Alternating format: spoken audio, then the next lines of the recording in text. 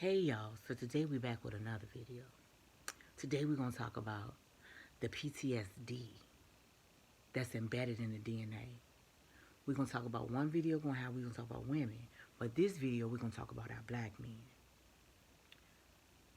This is not something I read in a book or anything. This is my own evaluation and from what I've collected and know about our history and the origin of our people and the things that were done intentionally to separate our families and to divide us because of the art of war. I want you to keep in mind that nobody oppresses something intentionally that isn't powerful. There would be no reason. Just keep that in the back of your mind. So there's something inside of you, black men, that is so great, so powerful, that they need to push it down and push it because it poses that big of a threat. Nobody has to tame something that's not a threat. It doesn't matter.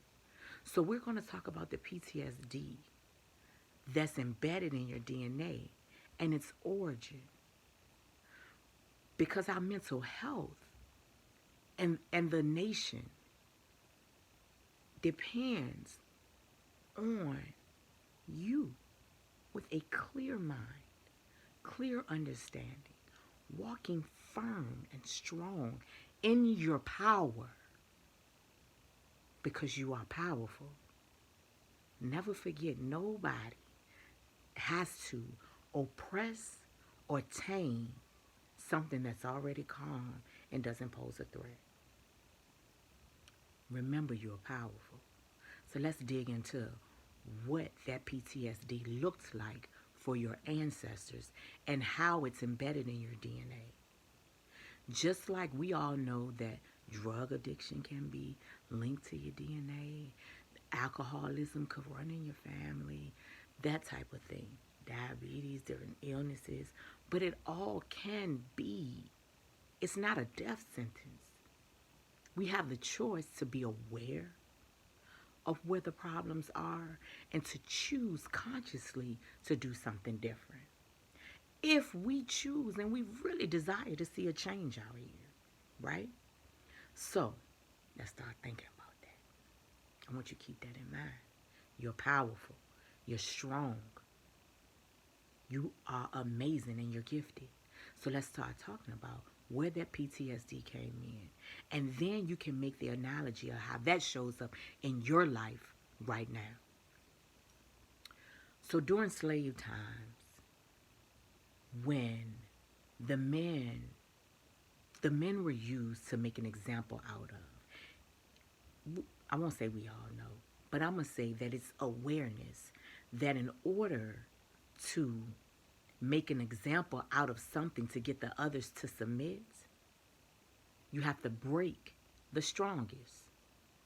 So when you break the strongest, mentally, physically, then the rest will fall in line. Right?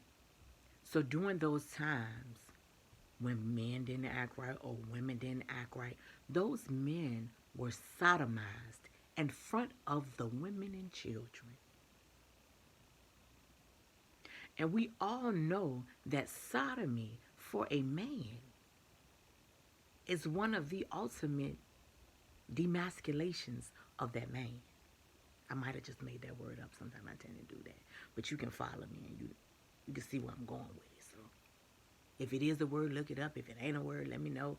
Tell me the correct one. Drop down in the comment section and get me together. I'm cool with it. Check me. It's fine. Moving forward. So then when the men, the masters wanted them to do something, and they was like, I'm not doing that. Y'all know how you get. I'm not doing that. The first thing they will do is say, they're either going to sell you away, or they're going to sell that woman away, or they're going to sell one of them children away to punish you for your disobedience. Who does that? Who does that? No one could wrap their brain around that level of PTSD as a man Okay? So this becomes a systematic weapon that at that time, that was the system that was used against you. You got out of line, they took your women. Because they, in order for it to hurt you, you had to have feelings for it. It had to matter. It had to impact you in such a way that they would get the results because it was something meaningful to you. They took you away from your children and that woman. If it was something that you had done, they didn't agree with, didn't want. We're talking about slave owners, slave masters, white people, whichever one you call, the ancestry of it all. Then you had to be forced to come outside of the slave quarter while the slave master, overseer, whoever, went in and raped your woman. And you had to stand there powerless, listening to her holler and scream while she was being violated. So then you had to disconnect your emotions from that. So if they were removing you from your woman and your children, then they sold you to another plantation where you started over. You started over there, and you say, I'm going to do better this time. I'm going to be more obedient this time. But then they kept finding things that you weren't doing quite right to try to keep you under that control spell. You know how they go, right? So if then they do that, then guess what happens? You get sold again. Or your children get sold. Your woman gets violated. It happens again. Then they ship you again. They sell you away. Because there was some flag on the plane. You see where I'm going with this? So you've been trained since slavery to leave one woman and children and go and start another family somewhere else. And in your mind, remove that the other one even existed. Because that was the way that you had to survive, right? That was the only way you had to survive. Does it sound a little bit like when some of y'all get and have to go to prison and how you don't want your kids coming up there? You don't want your girl coming up there. You can't have time for them emotions because you out here living and have to survive in that lion's den there, in that jungle of other strong men that they pin against each other. So now y'all getting pinned against each other back and forth, back and forth. Y'all ain't each other enemy. That's the PTSD that has been embedded in your DNA. To think that you can't love us. You can't really love your kids. Some of you do. And I'm not saying that you don't, but some of you do. However, there is some area of that PTSD that's still lingering. Remember that. They killed the male children. They hung you in front of them to make an example out of you. They targeted the males because they knew how valuable and how important you are to us and our survival. Again, today is the art of war. They are dividing us so that they can conquer us. They elevate the women above you, and that's one of those systematic weapons. I just saw something today that if I was a black man, probably would have struck a chord in my DNA PTSD. They were talking about giving black women grants, entrepreneurs grants, to start and fund the business. I want you to think about this. A lot of y'all run into that. Oh yeah, cause they giving us money and they. These businesses have to be 51% owned and operated by a black woman. Not just owned, but owned, and she got to be working in there. 51%. So guess what that means? You ain't in the household. You working. Ain't no grants going out there for black men only. Think about it. think about it.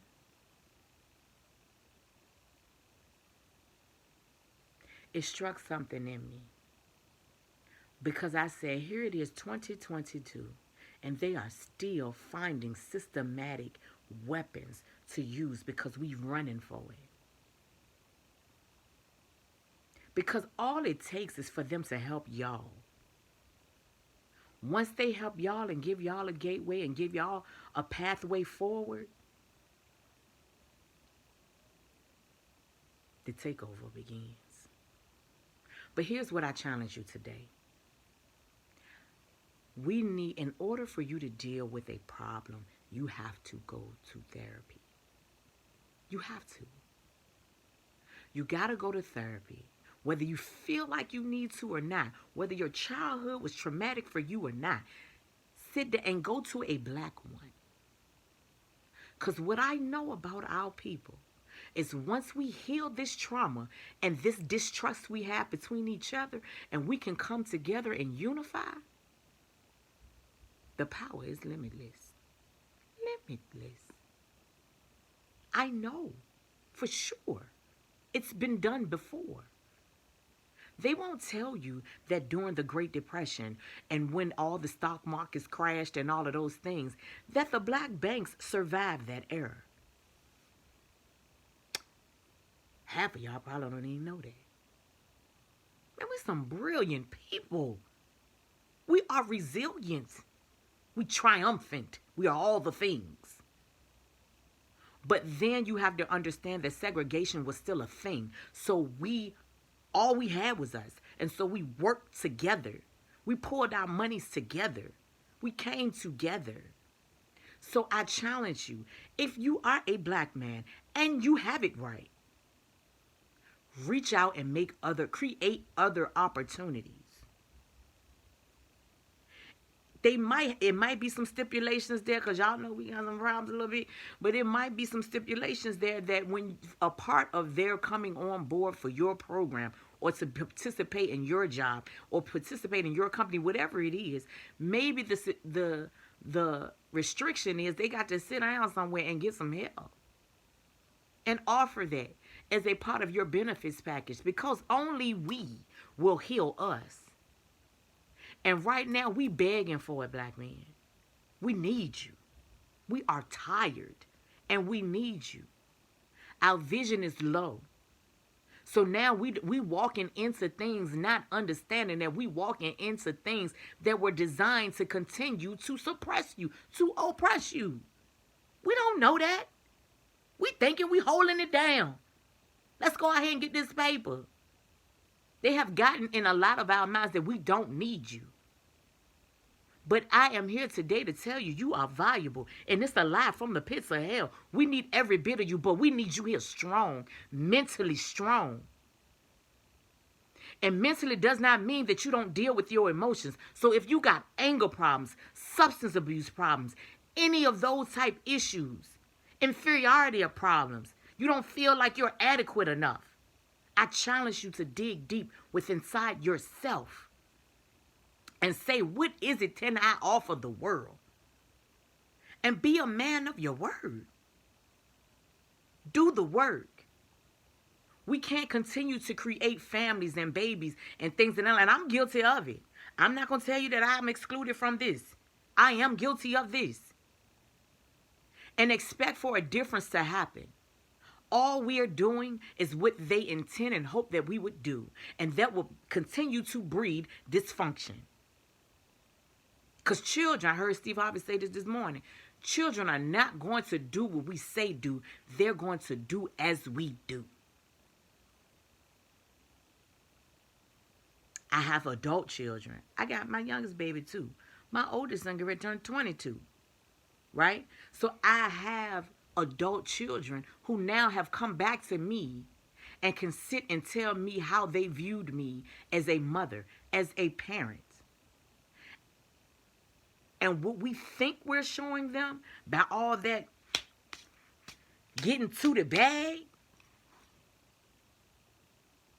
may not be what they receive from us getting to the bag. and continuing to operate in total dysfunction and in pain, and PTSD that's embedded that we're not dealing with. I won't ever give up on you. I won't. I tried. Holy Spirit got me together, and my ancestors rode and jumped on my back. But because I tried, I did. I was like, I'm done with you. I lied. My heart won't let me. Again, I want to continue to tell you that I'm not your preference. That's what he wants you to think. He wants you to think that. Because he lusted after your women that produced me. So I'm a product. Me and this light skin, I am a product of his preference. I'm not the preference. The strength of the women are coming. And this is what we need to do. I need you to find out, black man. Because when you change,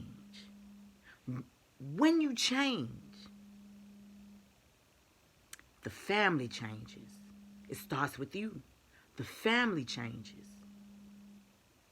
And when the family changes, then the community will change. And once the community changes, then your state will change. Your city will change. It will continue to grow. The country will change. The nation, the world will change when you decide that you want to do something different. Because you tired of it. We ain't got to wait for nobody to tell us to celebrate us. We don't have to wait for nobody to tell us how valuable we are. Look in the mirror. Just like that PTSD was embedded in your DNA, so was the strength and the defense and the warrior and the kings. All of them show up, baby, because you here today. Because you woke up this morning. You ain't riding solo. You riding on the coattails of your ancestors. They got you. They carried you. And we got you. We love you. We honor you. And we're going to continue to work. But we have to acknowledge that PTSD. They hung you in front of us. They killed your children in front of you. They raped us in front of you. And held you so you couldn't see. There's nothing you could do. Reconnect with us. We waiting on you. We got some issues and we got our own PTSD to unpack. But if we collectively do it, y'all, women, we got to work on us. And black man, you got to work on you. Stop creating babies and you know you ain't whole yet. You ain't got to be perfect. But start addressing some of them deep-rooted issues. Your mama's raised you.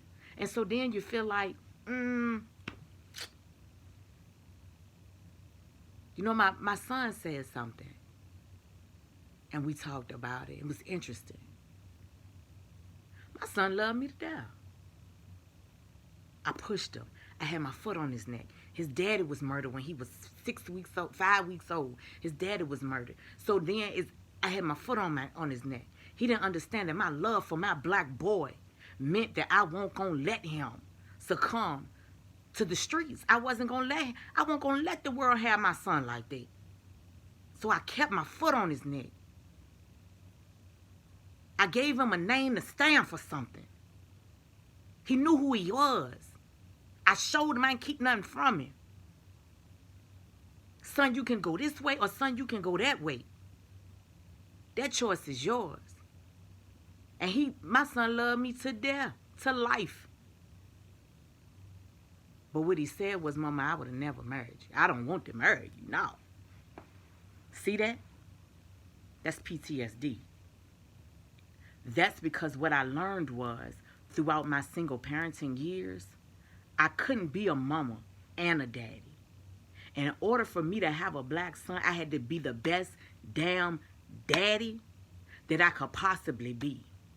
I didn't have emotional space to be a nurturing mother because I was in survival mode. And what I learned from this YouTuber named Six the Goddess, go check her channel out. I can't tell you I agree with everything she say, but a lot of that stuff make a whole lot of sense to me. And what she says, we could not operate in our divine femininity to love y'all the way that we should and be able to do that when it's impossible for us to do that when we're in survival mode. And fathers, when y'all not there, black men, when y'all not there, we're in survival mode. We then have to become you enough to keep your legacy alive. When all we want to do is be mamas and operate in our femininity, and we can't. So then you see how that generation after generation after generation after generation of that single parents and being raised by women, we can say all the things we want to say. We could never raise a man to be a man. I don't know what that's like. I'm not a man. I don't know nothing about what's going on in your insides, with your genital areas, with none of that. Don't ask me. I don't know. I don't have none of that. There are certain principles that make you feel a certain way that we just don't look at the world that way because we're bred differently. We're made differently. He needs you. And for those men who know that there are fatherless sons, but you know that you are a father, father the fatherless, it don't make you no kind of way to love on another man's son. Love him. Y'all got to love on each other and build that union. And then once we love on each other, then we can come together and we all can love and grow forward in that unity principle in Kwanzaa. So I'm going to end this one on this note. I just want y'all black men out there to know that we love you, we honor you, we value you. And if you are black in America today, remember, you represent the best of the best, baby. You were bred sophisticatedly different. Open up a book and find out who you are. Read something. Watch something. Go ask some questions. Find out who you are. Be your brother's keeper. Don't see a young black boy out there roaming doing something wrong and you know different and you know better. He's your responsibility. You owe it. If you are black in America and a black man right now and you are over 40, you owe it to the God that kept you alive, whether that be Allah, Buddha, Jesus, whoever it is that you believe in, the higher power, the universe, whatever. You owe it to that one who kept you alive to reach back and love on the next generation of young black men, whether you father them or not. Because that's the only way we're going to pull ourselves up out of this. So until the next time, keep pushing, black man. Keep pushing. We're going to collectively get you out of here. And we're going to collectively elevate you to your place so you can stand and be great. The great you are can show up. We love you, kings. I promise you we do. Till next time.